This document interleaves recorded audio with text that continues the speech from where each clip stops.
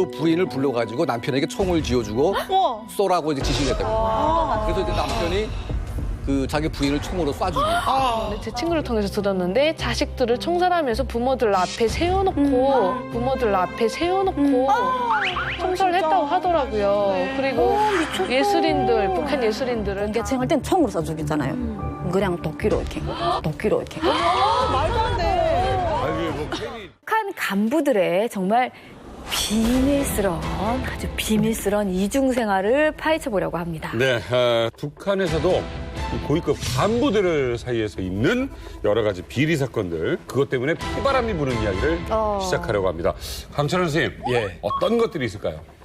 그러니까 가장 최근에 그 김정은을 호위하는 이제 호위사령부가 있습니다. 네. 이 호위사령부는 그야말로 권력이 제일 상층부에 있는 그런 무소불위의 권력 집단인데 네. 단 한 번도 이제 검열을 받지 않은 이제 그런 집단이죠.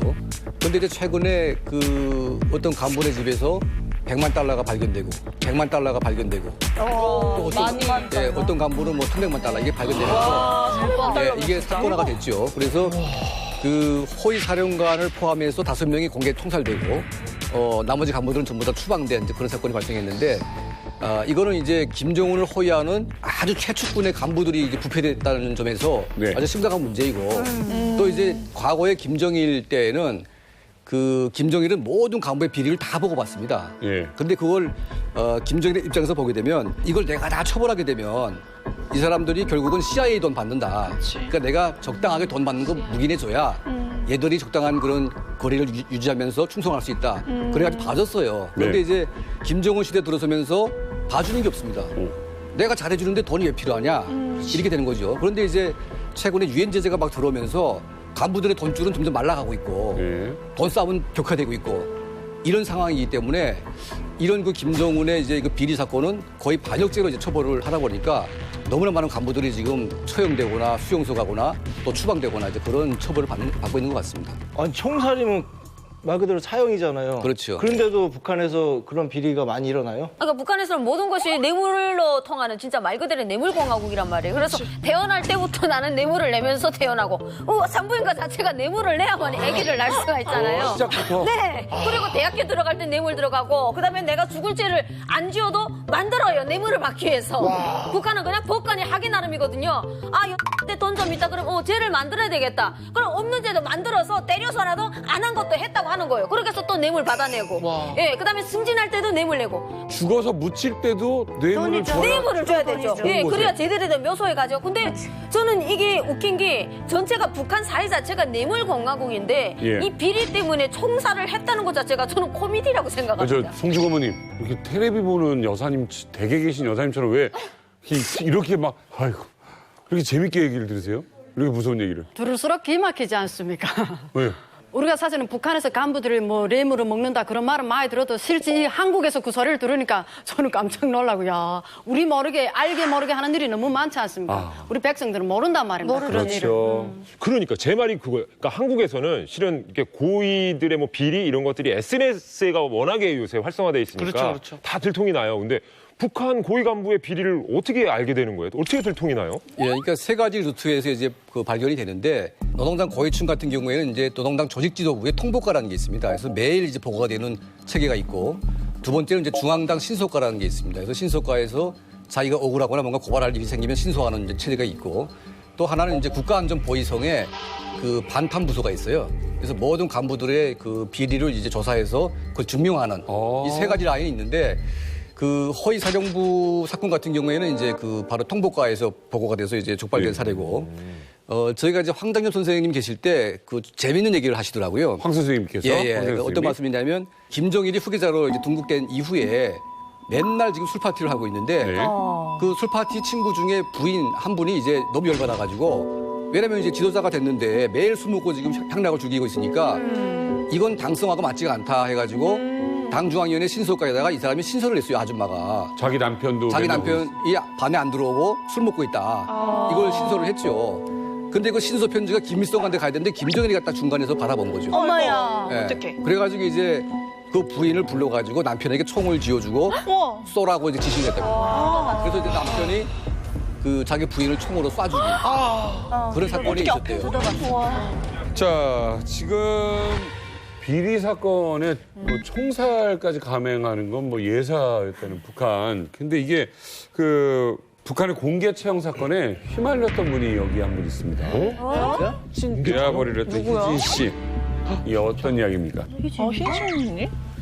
북한에서 되게 유명했던 공개처형 사건인데 우나스 간현악단 공개처형 사건이에요. 그런 것 같은데. 네, 우나스 간현악단은 김정일 시대에 만수대수단에서 기량 있는 젊은이들과 음악대학 졸업생들로 만들어진 되게 중앙예술단이었죠.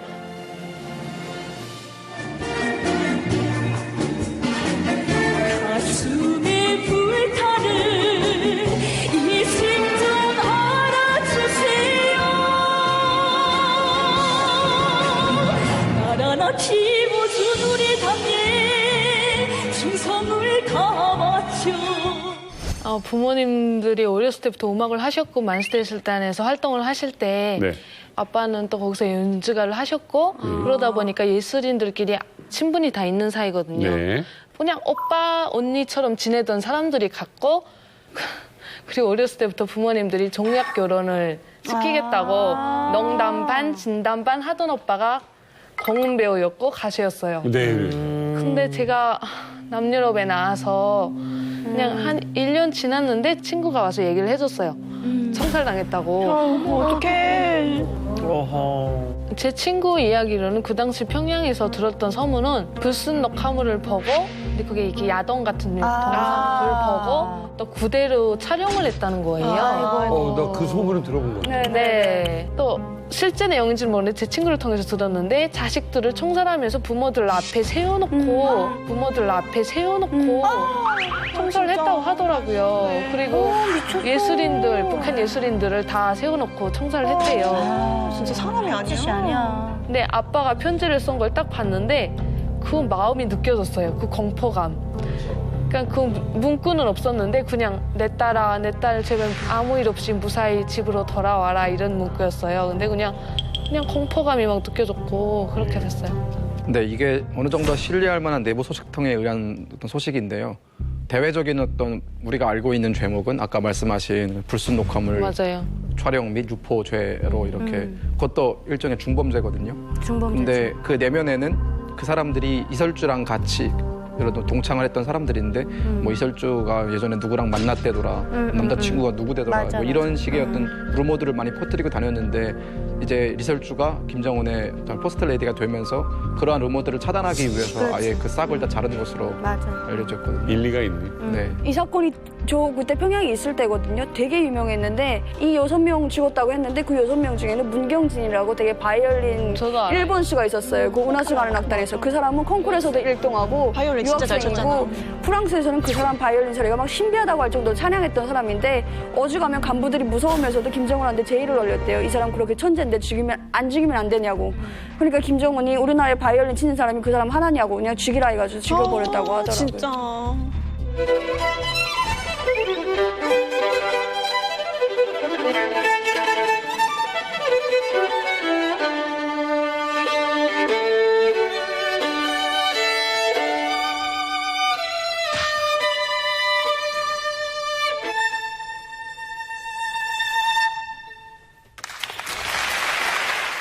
아니 궁금한 게 그러니까 총살을 할 때 보통 총살할 때 그렇게 부모님이나 가족들 보는 데서 그렇게 합니까? 이번만 그랬다 그랬어요. 왜 그래서 그러는 겁니까? 다 기절했대요. 앞에서 바로.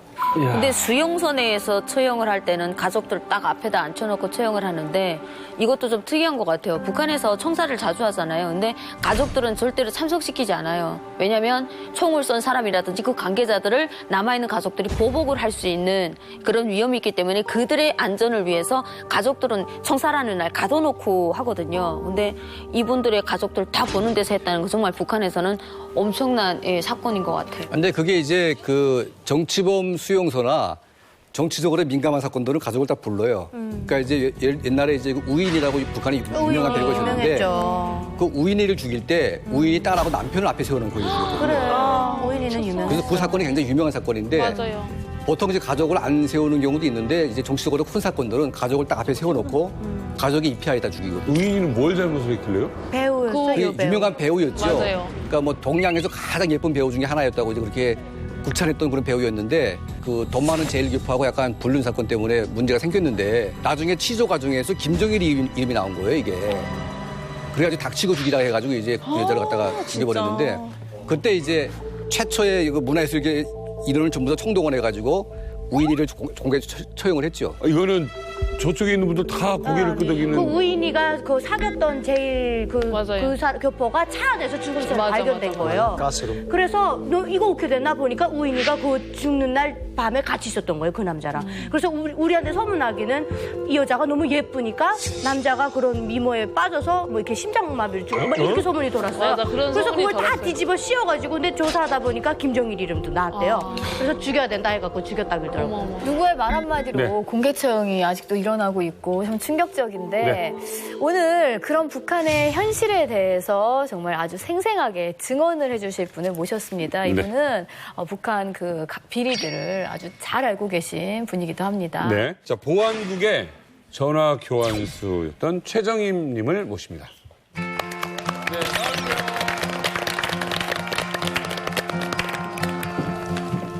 안녕하십니까? 이만갑 전화 갑니다. 전화 받으십시오. 안녕하세요. 저는 양강도 보안국에서 교환수로 근무했던 최정임이라고 합니다. 저는 보안국 교환수를 하면서 듣고 겪었던 일들에 대해서 이만갑에서 이야기해드리려고 합니다. 반갑습니다. 네. 아니, 목소리가 너무 이쁘세요.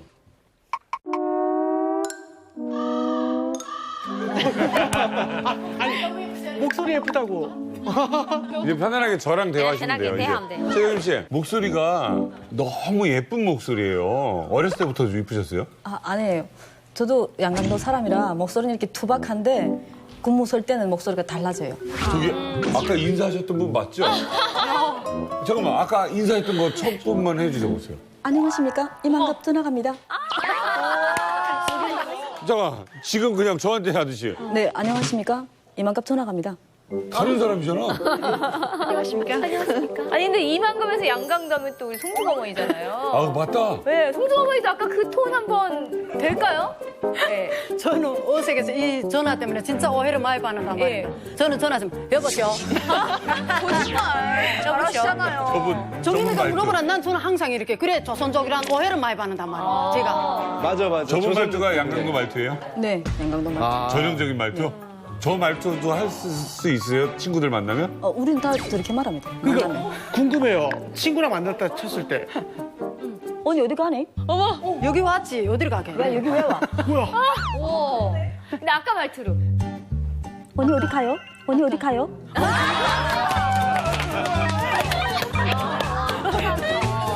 근데 저 최정임 씨 그거 한 번만 해주시면 안 돼요? 이렇게 왜? 예, 안녕하십니까? 누구입니다. 야, 저거 치우라. 저거 왜? 자, 전화 왔다. 네, 치던 동지 통화 중입니다. 기다려라. 기다려라.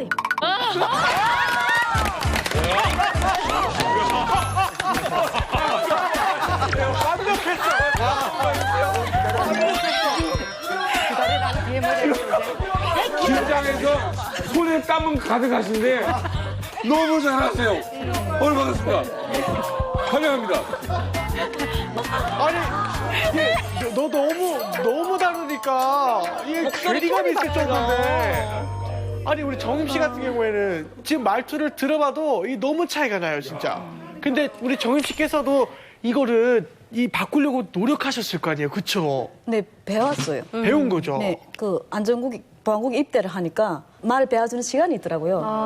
근데 말을 배운다는 게 엄청 우스워가지고 12명 쭉 앉아있고 선배 한 분이 나가셔서 안녕하십니까? 하고 배워주는데 처음에는 그게 너무 적응이 안 돼서 안녕하십니까? 계속 웃었어요. 그래서 벌도 서고 막 먹도 먹고 처벌도 받고 청소도 계속 하고 그랬는데 점점 달라지더라고요. 근데 정확히 그러면 전화 교환수는 어떤 일을 하는 거예요? 일단 양강도 보안국이라 하면은 여기서 더 경찰청이라고 생각하시면 되는 거예요. 그리고 교환수는 유선전화를 연결해주는 코드로 이렇게 유선전화로 각 부서나 각 군, 다도를 연결해주는 이런 역할을 하고 있어요. 저도 어렸을 때 시골에서 이거 해가지고 교환이 여기서 우리 집 중식당이었으니까 하루에 한 뭐 100번씩 막 연결해주고 막 그랬거든요. 네. 뒤에 레시바를 끼고, 네, 코드로 막 꽂고. 근데 이 더 보안국이니까 이렇게 표준어로 얘기하니 북한의 문화어라고 하죠. 이게 평양말이거든요. 안녕하십니까? 이게 평양말이란 말이에요. 그래요? 예. 맞아, 맞아. 근데 저희는 일반인들이 전화하게 되면 여보세요? 어디랍니까? 말합니까? 예, 알겠습니다. 막 입도 크게 안 거나 전화 갑니다. 그러니까 여기는 좀 높은 데서 예, 일하시다 높은 보니까 일반 전화수랑 다른 거죠? 네, 일반 전화 수화로는 틀려요. 많이 틀려요. 일반 전화수들은 말투 어떻게 해요? 양릉. 여보도. 여보도. 여보세요를 그냥 여보도. 그러면 한번 해볼게요. 자, 송중 엄마가 전화를 해서 어디 연결해달라고 그래. 그러면 어떻게 하는지 한번. 자, 일반 전화국입니다. 자, 여보세요. 부창에 좀 연결해줘. 통화 중이다. 아니, 아까부터 정말 근데 어째 아직 아니됩니까? 이렇게 되면 뭐라 그래? 돌아나가고 경비선 타고. 돌아나가고 경비선 타고. 돌아나가서는 뭐예요? 아, 경비선이라는 게 따로 있어요. 경비선은 딱 군부만. 그리고 당 일꾼들 이렇게 좀 간부들만 하는 선이 따로 있기 때문에 우리가 전화 통화를 연결해주기 싫거나 이럴 때는 경비선 돌아나가십시오 이렇게만 하면 맞아요. 예쁘다. 우리도 군대에서 외부로 나갈 때는 어디를 통해서 연결을 하게 돼 있거든요. 이게 신기했다. 근데 어떻게 그 전화 교환수가 간부들의 비리를 아나요? 아, 일단 교환수라 하면은 교환 군무장에 간부석대, 평양석대 이렇게 일반석 군무장에 교환대가 석대가 있어요. 그리고 간부석대는 주황급 이렇게 도급 간부들을 기본 연결해주는 괴가 있고 평양석은 평양성이나 타군 시도를 연결해주는 석대가 있고 일반석에는 일반 지도원들 지휘 전화를 연결해주는 데가 있는데 저는 다행히도 목소리를 좀 이쁘게 흉내를 내가지고 간부석에 앉았어요. 네. 그러다 보니까 통화할 때 좀 엿듣기도 하고. 안 걸려요, 그러다? 아, 간부들도 예민하면은 키를 탁 꽂고 탁 닫았다가 다시 탁 켜면 교환수 키 닫으라 이렇게 하는데 그래 맞지. 키를 꼽으면서 탁탁탁 하고 다시 들으면은 몰라요. 아까 옛날에 우리 집에 전화가 이제 안방에 하나, 거실에 하나 있을 때가 있잖아요. 그래갖고 몰래 엄마 몰래 통화를 하는데 저쪽에서 딱 엿듣는 딱 소리가 나거든. 그러면 한번 살짝 끊어보는 거야. 살짝 끊었다가 딱 켰는데도 안 끊겨 있으면 엄마가 듣고 있는 거지. 같은 원리예요. 재밌다. 야, 그러니까 저희가 오늘 북한의 고위급 뭐 비리 얘기를 하고 있잖아요. 그러니까 전화를 이렇게 엿들으면서 비리를 알게 되는 거예요? 그런 경우도 있고 예. 또 교환수로 친하지 않고는 전화를 할 수가 없어요. 하사관들은 특히 하사관들은 이 지금 최동호 씨처럼 저렇게 쪽줄 다가고 다니는 사람들은 군관이 아니면 전화를 마음대로 할 수가 없어요.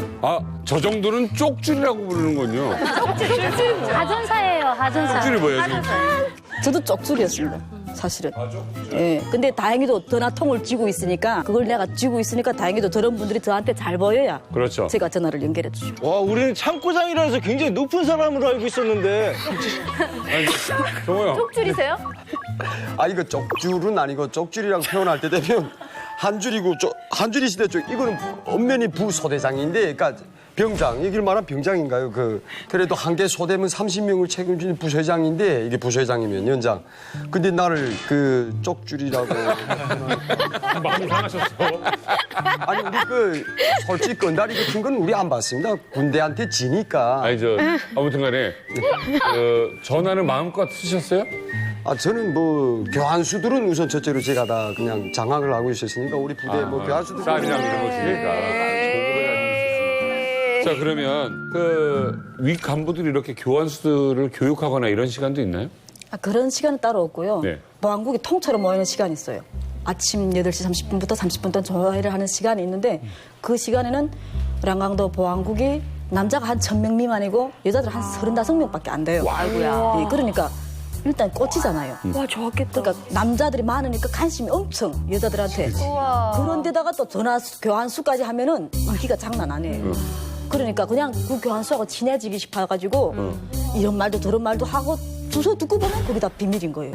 근데 저 북한에서는 교환수라 하면 또 좀 힘 있는 직업이 함부로 들어도 못 가는 데니까 인기 높은 데다가 간부들이 지정관계 비리 제일 먼저 하는 게 교환수들입니다. 북한은.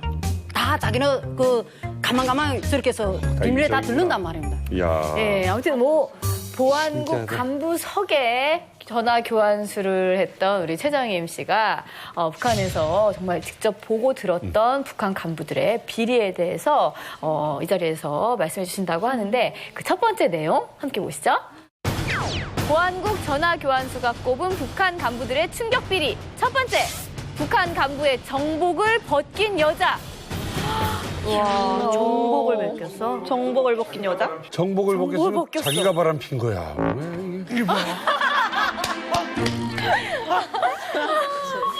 무슨 사연이죠, 이건? 양강도에는 운흥군이라는 데가 있어요. 근데 그 운흥군은 다도에서 우리 양강도로 들어오는 길목이고 또 북한은 합법적인 장사가 없지 않아요. 그러니까 일명 퉁이라 하는 거 여기서 굴이라 하던데요. 퉁을 갖고 들어오거나 굴이. 네, 이렇게 그런 짐을 갖고 들어오는 차들이 있는데 통행증이 없이 들어오는 거예요. 그러면 조상한테 자꾸 고이고 어디다 갖고 하고 그러니까 조수장은 뇌물을 너무 받아먹고 이렇게 하다 나니까 좀 돈도 많고 했는데 그러다가 인기도 많았어요. 그러니까 살자고 약속한 여자가 있었는데 인기가 높아지고 여자들이 따라다니는 것도 많고 하다 보니까 운흥군에 반반한 여자는 다 걸쳐갔다. 세상에. 그러니까 이 여자가 참고 견디다가 더는 참을 수가 없어가지고 신고를 한 거예요. 아, 잘했다. 근데 여자의 신고 하나 가지고 되는 게 아니고 그때 당시 그 사람한테 고해서 좀 상처받은 사람들이 많으니까 같이 들고 일어난 거예요. 그래서 일단은 정복을 벗은 동기는 여자로 인해서. 대신에 제목은 이제 푼돈 뭐 뇌물 받은 거랑 이런 거를 싹 몰아서. 네. 그렇게 해서 정복을 벗었어요. 야. 거의 뭐 들으시는 게 너무 많다 보니까 우리 정임 씨께서 그래서 제 생각에는 아무래도 사생활 얘기도 굉장히 많이 듣지 않을까라는 생각을 좀 해보는데 많이 들어보셨죠, 그렇죠? 네, 뭐 많이 들어봤다기보다도 옆에 같이 근무하는 교환수가 이렇게 연애를 한 사례가 있는데요. 아, 교환수가 연애를. 네, 엄청 목소리가 이뻐요. 같이 우리가 이렇게 근무 서면서도 어떻게 저렇게 목소리를 내지? 이렇게 반한다고요. 근데 기동대서 저 평성이 집이니까 교환수동지 좀 연결해 주십시오 하면서 서로 대화를 하다가 친해진 거예요. 와, 그 짧은 사이에. 네, 그러니까 선수가. 그 목소리는 아마 여기 계신 분들도 들으면 반할 거예요. 그랬는데 서로 교제가 하고 시간이 흘렀어요. 그래, 우리 얼굴 보자, 만나자. 딱 만난 순간 남자가 뭐지? 너무 놀라서 너무 충격을 받아가지고 너무 못생긴 거예요. 목소리는 너무 예쁜데. 이 사람이 충격을 너무 받아가지고 한동안 연락을 안 하더라고요. 어떻게? 전화를 한 거. 교환수들은 간부들하고 밀접한 연기가 있기 때문에 자기도 발전은 해야 되겠지. 그러니까 할 수 없이 결혼해서 지금은 할수 없어요. 세상에. 그런 사례가 있어요. 아니, 우리 어렸을 때도 왜 폰팅이라는 거 있었잖아요. 목소리 저희도 좋거나 있었어요. 뭐 목소리 좋다면 얼굴 보면 다 아니한테. 김일중. 저 되게 소름 돋았어요. 저희 엄마도 이런 경우가 있었대요. 최신소에서. 저희 엄마도 그 강계시 여기는 보안국이잖아요. 근데 저희 어머니는 최신소 교환수였어요. 오, 진짜? 네, 저희 엄마도 교환수 출신입니다. 어머. 안녕하세요. 저는 이만갑에 출연 중인 딸을 둔 김신혜입니다. 저는 우리 딸을 보면서 성격이 좀 차분했으면 좋겠다 하는 생각도 해요. 너무 다혈질이라서 다 갖다 버려요. 엄마 거고 뭐고 뭐 인정사정 없이 다 갖다 버리고 그래요. 근데 어느 날 제가 엄마 사진첩을 보다가 어떤 잘생긴 안전원 동지하고 사진을 딱 찍은 거예요. 그래서 어머니 이렇게 잘생긴 안전원 동지 누구예요? 하니까 말을 좀 안 해주더라고요. 근데 들어보니까 이거였어요. 목소리가 예뻐서 안전원 동지가 꽃다발 들고 찾아왔는데 그래서 엄마가 받아 안고 안전원 동지 이거 좋아해 주십니까? 그러니까 순이동무 아닙니까? 그 옆에 순이동무가 있었는데 못생긴 거예요. 실망하고 갔다가 계속 우리 엄마 가는 그 길목에 자전거를 들고 와가지고 계속 기다리는 거예요. 그래서 우리 엄마 태워다 줘. 결국 연애했다 길더라고요. 그 안전원 동지가. 얘기를 이렇게 딱 들으면 우리 최정임 씨도 실은 목소리가 진짜 예쁘시잖아요. 그러니까 혹시 이렇게 교환하려고 전화 걸었다가 목소리가 이뻐서 실례지만 혹시 시간 좀 내주실 수 있어요? 뭐 이런 좀 근데 되게 제가 안전국 때 인기가 없었어요. 얼굴이 전화기는. 저는 하사관들하고 이렇게 연애할 시간이 없었고 간부석대에 앉다 보니까 다 간부들이 할아버지, 삼촌 그런 세대여서 연애할 수 있는 시간이 없었고 되게 인기도 없었습니다. 진짜 이런 얘기 어디서 듣겠어요. 네. 우리 이만갑이니까 들을 수 있는 건데 북한 보안국 전화 교환수로 일했던 최정임 씨가 꼽은 북한 간부들의 충격 비리 두 번째 무엇인지 화면 보여주세요. 미모의 돈주가 도끼로 비밀 처형 당하다? 도끼로? 도끼로? 아니, 이거는- 미모면 여자잖아. 1997년도에 안중국에 보안국에 입대해서 네. 여름이니까 한 8월쯤 여자 범죄자가 잡혀오면은 교환수들이 가서 검신을 해요. 검신이라 이렇게 몸 수색을 다 하는데 그때는 어린 나이에 범죄자는 이렇게 울퉁불퉁하게 생기고 무섭게 생긴 게 범죄자인 줄 알았는데 너무 착하고 아련한 여자가 들어와가지고 예심처 개원들 보고 물어봤어요. 왜 들어왔냐고 물어보니까 돈 됐고. 그러니까 여기로 말하면 사채업자여서 들어왔다.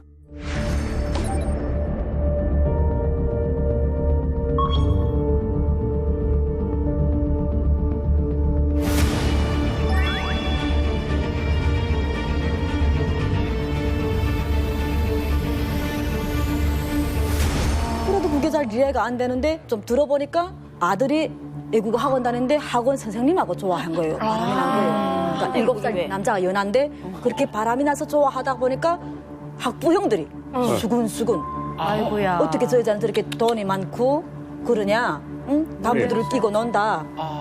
이렇게 여론들이 수근수근 한 거예요. 그러니까 그 여론이 발을 걸쳐서 말을 나가다 나니까 저 여자는 하루에 달걀 300알씩 싸고 뭐 집에 식목까지 둔다. 97년도에는 우리가 고난의 행군을 금방 시작했을 때이기 때문에 지금은 돈주가 많은데 그때는 엄청 큰 사건이었어요. 그게. 그래가지고 공개 처형을 하자면 간부들하고 엮인 일이 너무 많아서 간부들이 죽겠지 하니까 그냥 비밀리에 그러니까 어떻게 죽였는가 물어보니까 그냥 공개 처형할 땐 총으로 쏴 죽였잖아요. 그냥 도끼로 이렇게. 말도 안 돼. 아니, 뭐 괜히 무섭게 얘기하려고 그런 거 아니고 그렇게 소문이 났어요. 그런 사례가 많아요. 왜 도끼로 하필이면? 총알도 아깝다. 어머. 소문 때문에요? 네, 그러니까 소문 때문에. 사회적인 여론화 때문에. 그렇죠. 그러니까 여론 때문인데 그 원래 북한에도 그 법이 있습니다. 뭐 김일성, 김정일 형법도 있고 그리고 형사소송법도 있는데 이게 뭐 사채업자이기 때문에 이런 뭐 중범죄 이런 형을 처한다라는 조항은 없습니다. 그런데 대신 모두가 고난의 행군으로 허리띠를 졸리고 힘들게 살고 있는데 이런 부하방탕한 생활로 이렇게 여론을 조작한다. 이런 취지에서 그렇게 처벌을 한 것 같습니다. 이게 지금 사실은 입에 담기 좀 어려운 게 총살도 아니고 너무 처참한 방식으로 사람을 죽이는 거잖아요. 예. 그러니까 이제 이게 그 90년대 후반에 그 양강도 지역이 거의 무질서화돼 가지고 통제가 안 됐습니다, 이게. 그래가지고 김정일이 이런 말씀이라고 내리는데 양강도 청년이 뭐 다 없어져도 우리 혁명할 수 있다. 이런 말을 했어요. 그러니까 싹 쓸어버린 한이 있더라도 뭔가 해라. 그때 많은 사람들을 이제 죽였습니다, 그때. 근데 이제 뭐가 있냐면 그 공개 처형할 사람은 공개 처형하고 공개되지 못할 분들이 또 있는데 이걸 대량으로 이제 그 비밀 처형을 또 할 필요가 생겼죠. 그래서 이제 뭐가 나왔냐면 그 꼬무망치라고 있어요. 꼬무망치. 그러니까 이거를 다 머리를 치게 되면 이게 흔적이 안 남는데 내가 흔들리면서 축사하는 거죠, 이렇게. 네. 그래서 그런 식으로 많이 때려 죽였다는 말이 있더라고요. 사채업자에 대한 처벌이 원래 그렇게 강한 거예요, 그러면? 그러니까 이제 거의 간부들이 이제 뭐 돈주들을 악용을 해서 이제 돈을 이제 갈취하거나 충성 자금을 내게 이제 하는 경우가 있는데 이게 안 되면 이제 범죄자를 몰아가지고 죽이는 경우가 있고요. 네. 또 이제 1년에 한 번씩 돈이 많아 보이는 사람들을 전부 다 쓸어버리는 또 그런 캠페인 기간이 있어요. 그래가지고 시범 케이스로 이제 다 이제 싹쓸이하는 경우가 있고 또 한 가지는 이제 간부들 간에 이제 돈 싸움을 하다가 간부들은 안 죽고 돈줄을 갖다 죽이는 거죠. 그래서 이제 그런 식으로 희생당하는 분들이 굉장히 많습니다. 맞습니다. 그래서 이제 모여서 아마 공유 토론을 합니다. 자, 이렇게 돼서 이렇게 됐다. 하게 되면 저건 죽여야 우리가 살아난다. 그렇지. 하고 깡짜로 그남의 이 법을 만들어가지고 안에서 죽이는 경우 있고 그렇죠. 혹 이제 살아나는 사람이 있습니다. 살아나는 경우는 그 자기 재산이 만약 1억이 있다면 예를 들어서 그 1억을 다 그 정부 아니면 공공기관에다 쌀로 다 전환해서 바치고 예, 이렇게 해서 토론해서 살아나는 사람도 있습니다. 저는 이제 북한에 그 사채업자가 있다는 것도 좀 굉장히 놀랍긴 한데 그냥 있다는 정도인지 아니면 이게 진짜 많은 건지도 되게 많아요. 네. 옛날에는 북한에서 그러니까 중국 돈이 없을 땐 다 북한 돈으로 사채를 했는데 우리 사채를 하고 돈주 아니면 식량을 하는 건 거리대금업자라 한단 말입니다. 거리대. 북한에서. 그러니까 거리대 준다, 돈주 이렇게 하는데 지금도 다 우선 중국 돈으로 한 사람이 내가 예를 들어서 20%면 20% 돈을 중국 돈 100원을 끄면 거기다 20원을 붙여서 120원을 주고 또 조금 좀 악착하다는 그 고리대자는 또 30% 해가지고 돈을 100원 끄면 130원 주는 이런 게 부지 기수입니다, 지금은. 저희 집도 되게 많이 했었어요. 그러니까 그런 사채업자한테 가서 그러니까 우리가 농사를 지어서 가을철에 가면 그걸 2배를 갚아주겠다라는 약속을 하고 이제 하는 거죠. 그러면 이제 그 가을철에 오면 막 그 탈곡을 할 거 아니에요. 예. 그러면 그 앞에서 기다리는 거예요. 다 될 때까지. 그래서 바로 그 자리에서 가져가요. 2배를. 가져가고 그럼 가져가잖아요. 그럼 또 없잖아요. 그럼 남는 게 또 없어요. 그럼 또 빌리는 거예요. 아이고. 그럼 또 계속 반복인 맞아요. 거예요.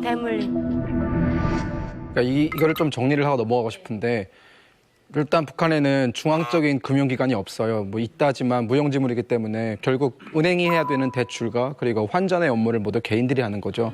그렇기 때문에 사채업자가 많은 것은 이상한 일이 아니고요, 북한에서. 그럴 수밖에. 평양 같은 경우에는 뭐 고리대나 아까 말씀하신 쌀이나 이런 것보다는 주로 환전 업무를 많이 하시는 분들이 달러나 위안나. 그렇죠. 그분들이 가운데서 이제 시세를 삥땅 언어를 갑자기 안 평상시 언어까지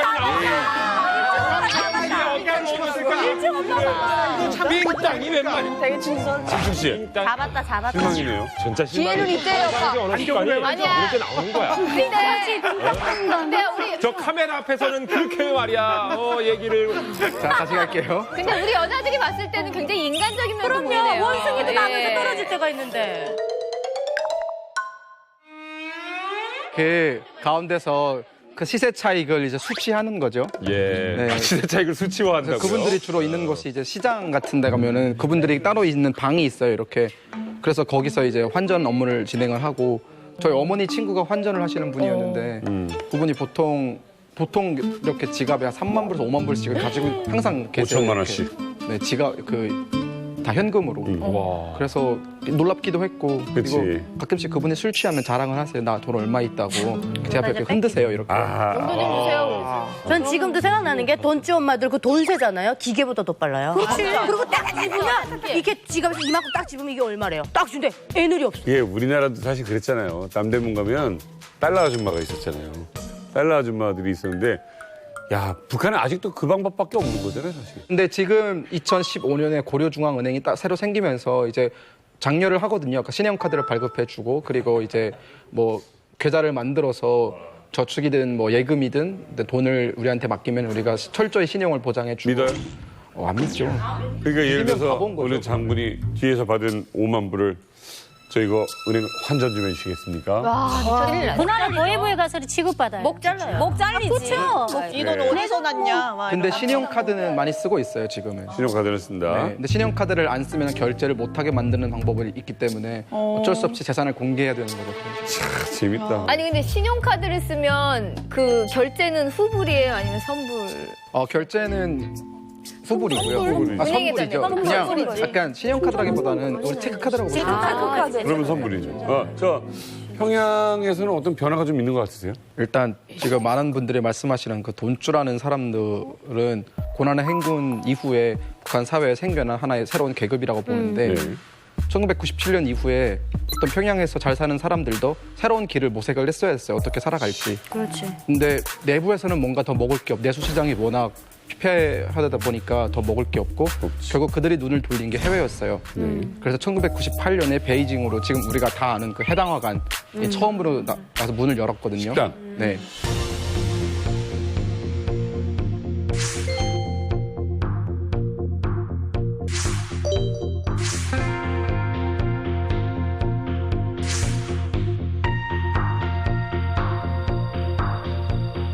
한 3년 동안 정말 고생을 했어요, 그분들이. 그래서 안 되나 보다, 이것도 다른 길이 아닌가 보다 싶었는데 그때 사스가 터지거든요, 중국에서. 당초 괴질로 불렸던 중증 급성 호흡기 증후군 사스가 계속 확산되면서 동남아를 비롯한 세계 각국에 비상이 걸렸습니다. 중국과 싱가포르 등에서 오는 모든 여행객들에게 마스크 착용을 의무화하는 등 방역 검사를 한층 강화하고 나섰습니다. 그때 어떤 루머가 돌았냐면은 김치를 먹으면 사스를 예방할 수 있다라는 루머가 돌았어요. 김치를 먹으면 사스를 예방할 수 있다라는 루머가 맞아요, 맞아요. 우리나라 사람. 근데 그때 해당화관 사장이 유대관이라는 사람인데 그 사람이 그 루머를 듣자마자 김치 공장을 세운 거예요, 거기다.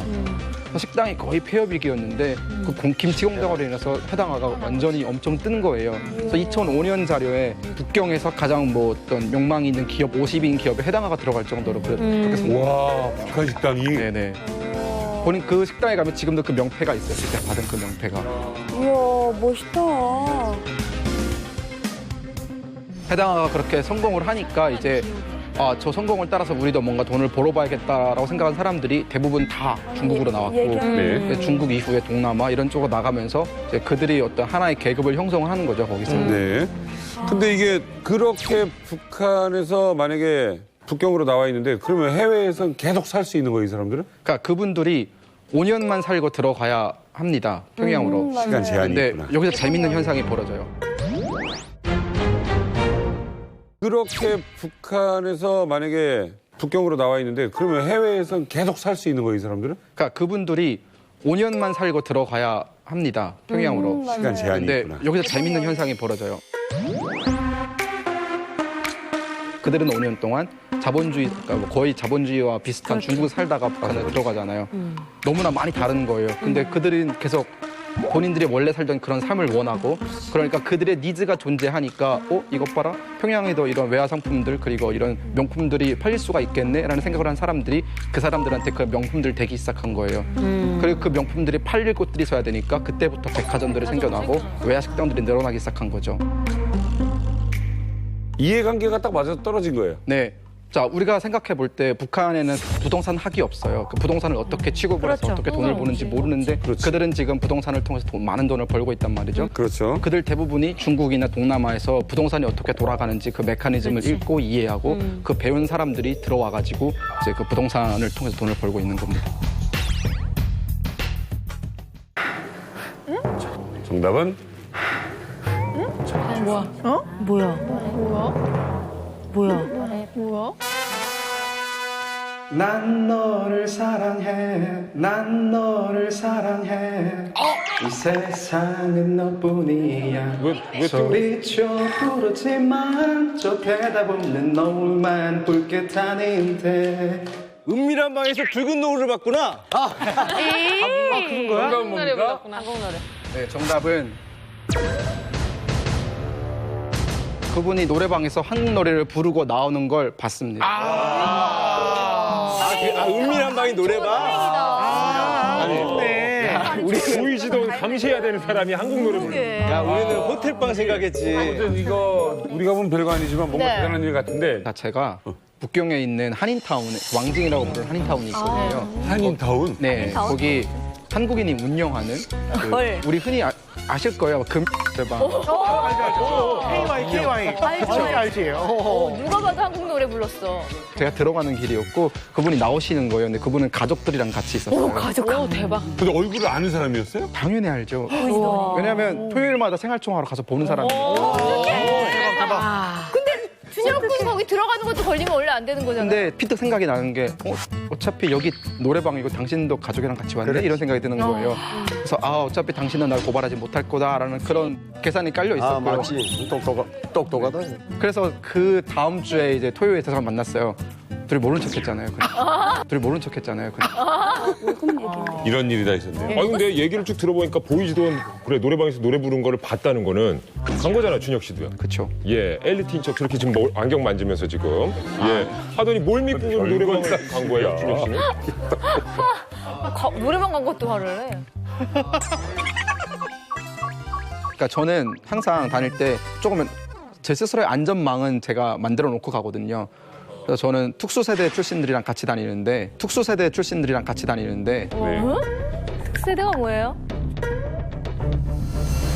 그러니까 첫째 1차적인 개념은 해외에 나와 있지만 대사관이나 보위부에 뭐 어떠한 터치도 받지 않는 사람들이거든요.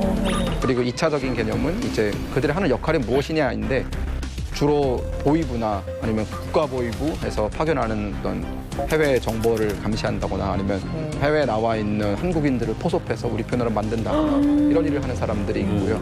예, 그런 사람들은 보통 가족을 동반하기 때문에 네, 그들이 해외에 나왔을 때는 대사관에 있는 그 누구도 그 사람들을 모르고 그리고 보위원들도 안다 하더라도 서로 모르는 척하는 거죠. 좀 특별한 사람들이네요. 우리가 흔히 얘기하는 블랙 요원들인 거죠. 그런 친구들하고 놀았어요? 그럼? 그러니까 그분들의 자녀들이랑 같이 친했는데 그게 우연치 않게 저랑 같이 김일성 종합대학 같은 반을 다니던 친구가 거기 나왔더라고요. 저는 대학교에서 그냥 이렇게 이어폰 꽂고 막 가고 있었는데 굉장히 촌티가 팍팍 나는 그 낯익은 얼굴이 저기서 이렇게 막 헤매고 있는 거예요. 그래서 너 여기서 뭐 하냐라고 하니까 되게 당황하면서 본인도 비밀인데. 네, 뭐 이러이러한 뭐 자초지정 설명하면서 이렇게 해서 나왔다. 근데 우리 특수사대니까 대사관이 우리를 몰라야 되고 너도 모른 척 해줘라. 모르게 나오는 라고 했었는데 걔가 대학 등록을 하고 있는 시기였거든요. 그래서 많이 도와주고 이러면서 또 걔도 친구도 없고 이래서 같이 친하게 지냈었죠. 그러면 어떤 특수한 일을 했나요? 아까 말씀드리는 그 왕징의 집을 국가에서 돈을 대요. 그 사람의 집을. 그러니까 이건 국가보위부가 되겠죠 아마? 되게 교류하는 사람들을 보면은 한국 기업가들인데 어느 날 그 친구가 저한테 그 테니스 라켓이랑 골프채 자랑을 하더라고요.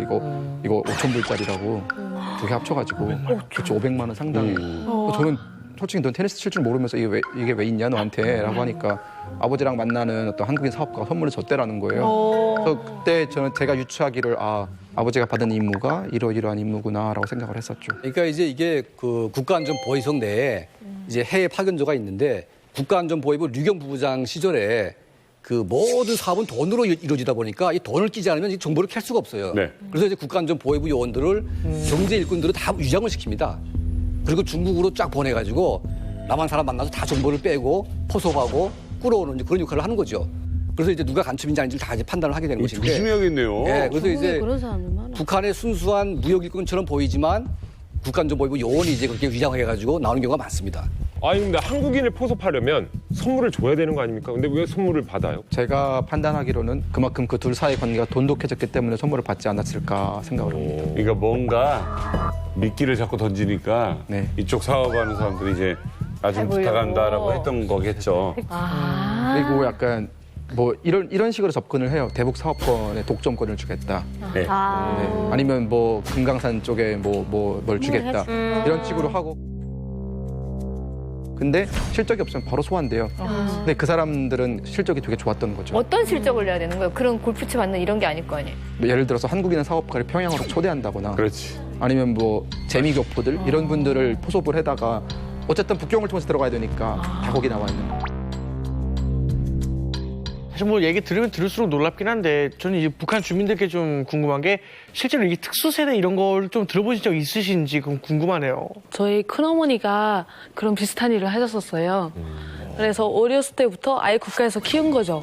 대학을 3개, 뭐 김성종합대학, 정치대학 이런 식으로 대학을 3개나 나왔어요. 그리고 우리 17살인가 그때 입당도 하고 그리고 제가 알기로는 유럽에 나가서 그런 활동을 한 걸로 알고 있거든요. 근데 10년 동안 활동을 하고 들어왔어요, 북한에. 근데 들어와서 어떤 일을 했는지 좀 엄청 궁금하잖아요, 저희는. 근데 절대로 이야기를 안 해요. 왜냐면 그런 이야기를 하면 바람과 같이 사라진다고 하더라고요. 그래서 맹세를 하고 나오는 거죠. 나는 저국을 위해서 절대로 마지막까지 입을.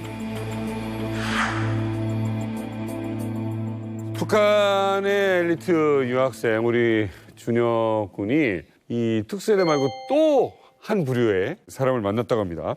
어떤 사람입니까? 북경에는 유학생, 뭐 회화벌이 일꾼, 뭐 아까 얘기했던 특수세대 말고도 참 다양한 사람들이 나와 있는데요. 저랑 친했던 사람들은 해커들이었어요. 해커? 네. 원래 유학생들이랑 친해질 수 없거든요. 우리는 그들의 존재도 몰라야 되는데 그 사람들의 생활 형편이 좀 어려워요. 그래서 유학생들 컴퓨터 살 때 도와준다거나 우리는 컴퓨터 볼 줄 모르니까 컴퓨터 좀 잘 아는 사람이랑 가서 사야 된다라는 걸 믿고 그러면 누가 소개시켜주면 해커인 거예요.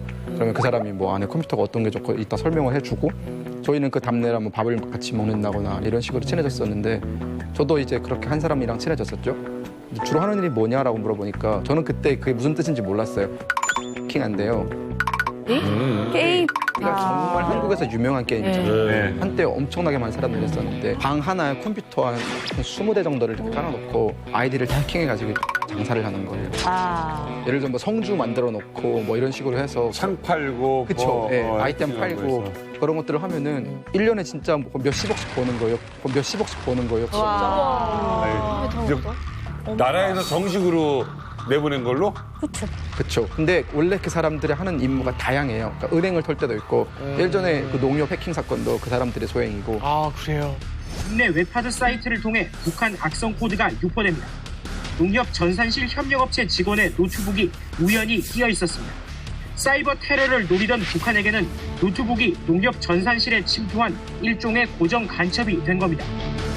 아, 중국의 서버를 메인을 뒀다는 게 뭐 북한 내부가 아니라? 네, 북한 내부가 아니에요. 왜냐면 북한 내부에서는 그걸 해킹할 만한 컴퓨터 속도가 안 돼요. 그렇죠. 그 인터넷 속도가 안 돼요. 아니 근데 그렇게 해킹해가지고 벌어들인 수익금 가지고 그럼 도대체 그 돈을 어디다 쓰는 겁니까? 네, 북한 정권에 들어가는 거죠. 그 돈들이 다 일종의 헤어버린 셈인 거예요. 아, 진짜 별걸 다 한다. 외화벌이? 근데 그게 은근히 돈이 돼요. 아무튼 북한 바로 옆인 중국의 사정이 이렇다면 머나먼 유럽은 어떨지. 그렇지. 우리 남유럽에 있었던 남인희 씨와 우리 류희진 씨는 보이부 사람들과 어떻게 교류가 있었나요? 그쵸. 버이원들은 필수적으로 저희를 감시하는 사람들이고 버이브랑 사이가 원래 되게 좋았었거든요. 근데 찍히게 된 계기가 있어요. 그 싱크로나이즈 커치를 하면서 만두를 만들어서 한국 유학생들에게 팔았어요. 만두? 북한식 만두. 저 아는 오빠들이 되게 많았었거든요. 지금도 해외에 있고 그 오빠들이 뭐 만두 만들어라고 막 주문을 해요, 핸드폰으로. 그럼 저는 밤새 신나서 진짜 잠을 안 잤던 것 같아요. 근데 너무 이게 하나하나 만들 때마다 1유로, 2유로 올라간다고 생각해요. 유로가 하나씩 올라가는. 네, 그래서 되게 많이 팔았어요. 그런데 하루는 되게 친했던 오빠인데 그 오빠가 만두 200개를 주문을 했어요. 그래서 밤새 빚어서 구워서 이렇게 포장 다 하고 막 가는데 그 오빠가 뭐 희진아 빨리 택시 타고 와 하는데 택시값을 준다고 해서 버스 타고 택시 타고 가요 막 이러면서 가고 있었거든요. 근데 거의 다 와서 그 오빠한테 오빠 나 거의 다 왔어요 해야 되는데 그 문자가 버이온한테 날아가 버리고 버이온한테 날아가 버리고 이렇게 보내고 모르고 있는데 갑자기 버이온이 전화가 오는 거여서 눈치를 챈 거죠 벌써. 제가 한국 학생들 이게 알았었으니까 그래서 야 너 당장 들어와 하는 거예요. 그래서 너무 무서운 거 네 하고 그냥 만두 팔러 갔어요. 그래 200유로가 눈앞에 있는데. 그래서 내 목숨보다 더 귀한 게 만두니까. 그래서 가서 그 오빠한테 팔고 돌아서서 갔어요. 그랬더니 버이온이 완전 뭐 난리죠. 그래서 비판서 쓰고 다시는 안 그러겠다고 빌고. 돈은 주지 않았어요? 그 만두 빚은 돈? 아니요. 만두 팔았다고 안 하고 원래 그 저희 피노키오가 계속 뱀술 팔라, 뭐 비아그라 팔라 하면서 압박을 되게 많이 했거든요, 저한테. 그래서 저는 그 압박에 못 이겨서 그 오빠들한테 뱀술이랑 팔러 갔었다. 이런 얘기를 했죠. 인형도 팔고. 그러니까 아예 뭐 저를 통해서 이렇게 팔 수밖에 없었던 사연을 막 거짓말로 막 만두 얘기는 절대로 안 하고 했죠. 그러니까 버이언이 아무튼 다시는 그런 일 하지 마 했는데 싱크로나이저를 가르치던 일까지 못하게 하는 거예요. 그래서 희진이 너 이제부터 거기 나가지 마 이렇게 차단을 해버렸어요. 근데 저는 제가 맡은 팀이 있고 제가 안 나가면 기다리는 학생들이 있었기 때문에 몰래 나갔거든요. 말 안 들어. 그래서? 근데 어느 날 갑자기 일요일에 그 레슨을 가서 가르친 지 5분이 됐는데 간중에 버이온이 앉아있는 거예요. 간중에 버이온이 앉아있는 거예요. 관람석에. 그래서 제가 너무 깜짝 놀라가지고 막 도망쳐서 그 저약대 뒤에 가서 숨었어요. 근데 저랑 같이 일하던 일본 코치가 막 따라오더니 왜 그래 그러고 눈치 없이 지금 위에서 보고 있는데 아이고. 내가 이상한 행동을 하고 있으니까 그래서 할 수 없다 하고 나와서 버이언한테 끌려갔어요 제가. 어떡해. 그랬더니 버이언이 문까지 잠그고 자기 방에다 가다 놓고 비판서를 씌우기 시작하는 거예요. 근데 저는 학생들이 기다리고 있어서 레슨을 안 할 수가 없어 갔습니다 이렇게 썼는데 갑자기 제 비판서를 막 쫙쫙 찢어버리는 거예요. 또 얼굴에다 막 이렇게 던지는 거예요. 그러면서 너 이것도 지금 비판서라고 쓰냐고 해서 한 5번인가 찢어버렸어요. 제가 쓴 비판서를. 그러더니 비판서 한 3장을 이렇게 넣더니 자기가 불러주는 대로 쓰라는 거예요. 버이온이 불러주는 게 나는 조국을 배반한 배신자입니다. 나는 당의 신임과 배려를 배반하고 뭐 자본주의 그 썩어 빠진 물에 물들어서 그 몇 푼 안 되는 돈에 나의 자존심과 이걸 다 버렸습니다. 이런 식으로 불러주는 거예요. 그래서 그렇게 3판을 썼어요. 그리고 이 열 손가락 저 태어나 처음 해봤거든요. 이 도장을 이렇게 찍어가지고 이렇게 찍으라는 거예요. 그래서 찍었어요. 제가 찍고 제발 잘못했다고 용서해달라고 무릎 꿇고 빌었어요. 근데 그분이 이젠 늦었다는 거예요. 이젠 늦었다는 거예요.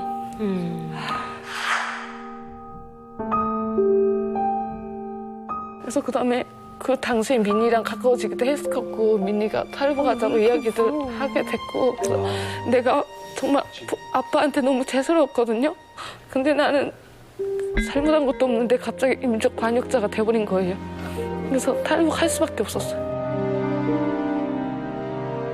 아, 그게 유럽에 나와 있던 보안원이라는 사람이 하는 일이에요? 네, 근데 그분은 진짜 그 인터넷이 빵빵 되는데도 막 그 뭐지? 준호만 평화라고 북한 영화 켜놓고 진짜 그 버이언이 계속 저만 만나면 얘 뒷담화를 하는 거예요. 걔는 정신이 이상하다 막 그러면서 저보고 만나서 감시를 좀 해라 같이 붙어서 그러는 거예요. 저보고 그래서 네 그렇게 할게요. 그래서 만나가지고 만두도 열심히 만들어주고 클럽도 가고 나중에 탈북도 같이 했잖아요.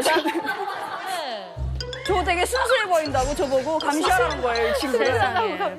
미니가 탈북을 먼저 시작하라고. 자, 그런데 보이지도원에게 당할 대로 당한 희진 씨가 보이지도원의 아주 은밀한 충격적인 비리 현장을 발견했다고 합니다.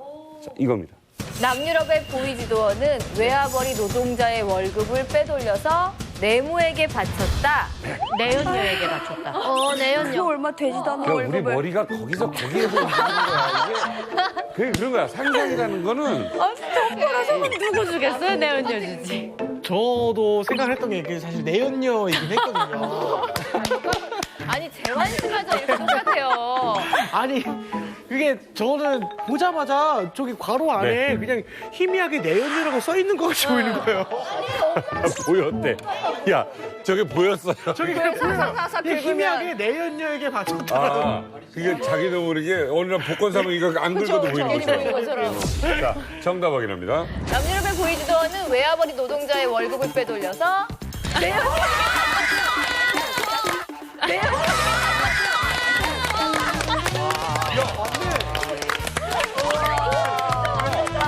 야, 그 정답 유출됐네. 와 너무 신기하다 진짜. 된다는 거 봐. 야, 이게 말이 돼요? 네, 말이 돼요.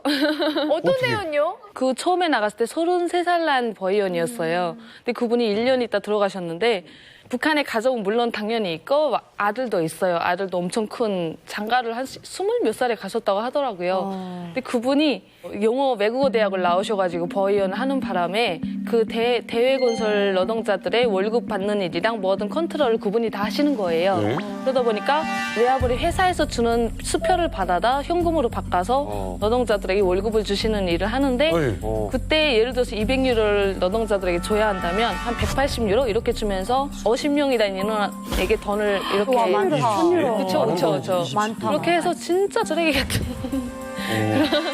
그런 분이 그랬는데 제 친구랑 저랑 되게 클럽이 궁금해서 원래 이렇게 이러고 봤는데 갑자기 나 찍은 얼굴이 앉아 있는 거예요. 네. 그래서 뭐지? 하고 딱 봤더니 그 버이언이 그 중국 여자분이랑 이렇게 썸띵이 있으신 거예요. 거기서 이렇게. 클럽에서. 네, 그래서 막 사상이 투철하다고 생각하는 버이언 분이 저기 계시다니 했는데 그때 강남 스타일 노래가 나왔어요. 근데 저는 춤을 엄청 추고 싶은 거예요, 그때. 그래서 막 가서 강남 스타일 막 정신없이 제가 섰어요. 이러다가 그 버이언하고 눈을 마주쳤어요. 버이언하고 눈을 마주쳤어요. 어머. 그분도 이렇게 내연녀와 지금 이러고 있는 상황이고 나도 막 이러고 있는 상황이었으니까 이 준영이가 말한 것처럼 서로 이렇게 통하면서 그냥 조용히 쓱 이렇게 갔거든요. 근데 다음 날부터 저희를 엄청 괴롭히기 시작하는 거예요. 엄마야, 자기 사생활 알아보니까. 사생활 알아보니까 그 중국 여자는 맨날 우리 식당 와서 자기 남자친구라고 막 자랑하고. 네, 자랑하고 자기 금방 평양에 간대요. 막 그러면서 근데 그분이 노동자들 돈 빼돌린 걸로 내연녀 분과 그거 액세서리 숍을 운영하셨어요. 장사까지. 네, 그래서 그 여자분이 저에게 액세서리 선물까지 줬어요. 근데 그 버이언 분은 저희는 받은 죄밖에 없는데 제 목까지 막 잡아당기면서 지는 사귀고 있는 분 여자면서 어떤 그런 자본주의 물에 들어 그런 걸 받고 있냐고. 자본주의 물에 들어 그런 걸 받고 있냐고.